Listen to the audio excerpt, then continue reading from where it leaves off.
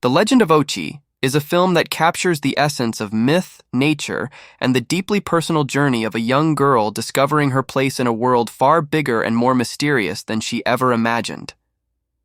Set in a remote, visually breathtaking landscape, the story follows a girl named Yuri, played by Helena Zengel, whose life changes dramatically when she comes into contact with a mythical creature believed to exist only in whispered folklore. The villagers where Yuri lives have long spoken of the Ochi, beings that reside deep within the forests and mountains, shrouded in fear and mystery. Yuri has grown up listening to these tales, often from her father Maxim, played by Willem Dafoe, a stern but loving figure who believes it's his duty to protect his daughter from the unknown dangers outside their small settlement. However, Yuri's natural curiosity and growing awareness of the world beyond her village begin to push her toward a transformative experience that challenges everything she has been taught to believe.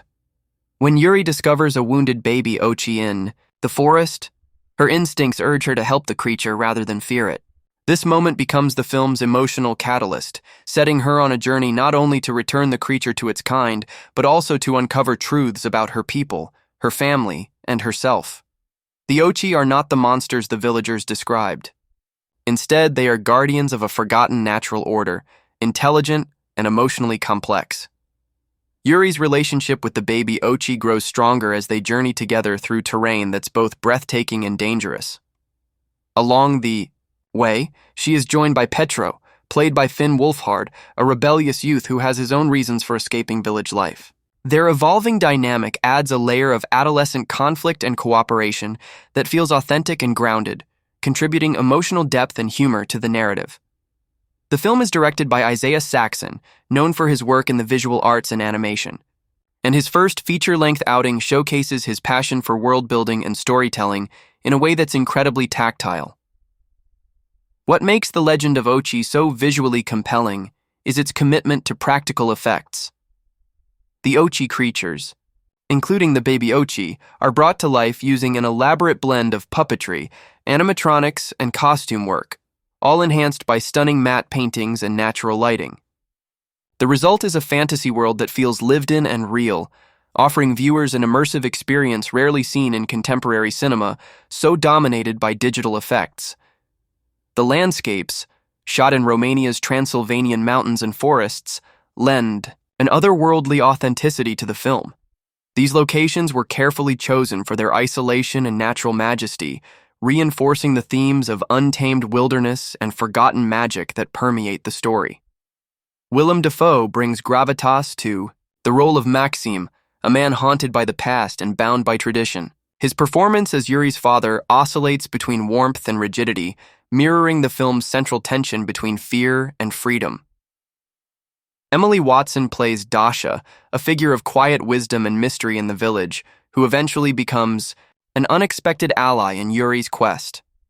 Her character serves as a reminder that knowledge and compassion can exist within even the most rigid societies, and her moments with Yuri offer some of the film's most heartfelt and quietly powerful scenes. Each actor contributes meaningfully to the emotional arc of the story, which centers on breaking down walls between people, between species, and between the known and the unknown. The music, composed by David Longstreth of Dirty Projectors, further elevates the film's tone and rhythm.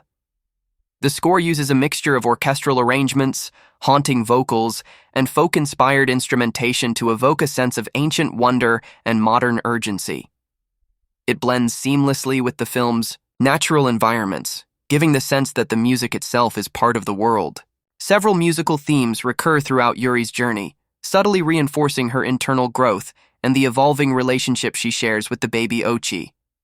In some scenes, the music nearly disappears, replaced by the raw sounds of the forest, the crunch of snow, and the whispering wind, emphasizing the closeness of the characters to the primal forces of nature around them. The Legend of Ochi had its world premiere at the 2025 Sundance Film Festival, where it was met with critical acclaim for its ambitious visuals and emotional storytelling. Critics praised its handmade aesthetic and the courage it displayed in embracing practical effects in an era dominated by CGI-heavy blockbusters.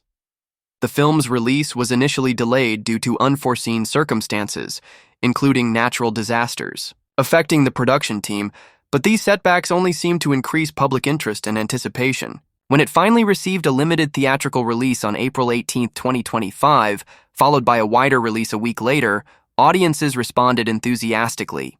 While not a mainstream blockbuster in terms of box office numbers, it has earned a loyal following among fantasy enthusiasts, indie film lovers, and critics alike. Much of the praise directed at the film comes from its refusal to follow the conventional beats of mainstream fantasy storytelling. There are no grand battles or chosen one prophecies. Instead, the film emphasizes themes of empathy, growth, and the rejection of fear-based ideologies. Yuri is not a warrior or a magical savior. She is a young girl who listens, who learns, and who dares to see the world differently. Her courage lies not in physical strength, but in emotional resilience and moral clarity. She chooses connection over conflict, understanding over ignorance, and that is what ultimately transforms her world. This theme resonates strongly with audiences across age groups, especially in today's climate, where fear of the unknown continues to shape so much of our global dialogue. As the story unfolds, it becomes clear that Yuri's journey is as much about healing generational trauma as it is about adventure. The fear of the Ochi that permeates the village has its roots in a tragic misunderstanding from decades earlier, which Maxime eventually confronts as he tries to find his daughter. This subplot adds a generational weight to the story, revealing how inherited beliefs can imprison both individuals and communities. Yuri's defiance of these inherited fears does not come easily. She faces rejection, danger, and moments of profound doubt. But her willingness to trust what she sees and feels for herself ultimately leads to reconciliation, not just between humans and the Ochi, but within her own family as well. The final act of the film is a triumph of emotional storytelling and visual beauty.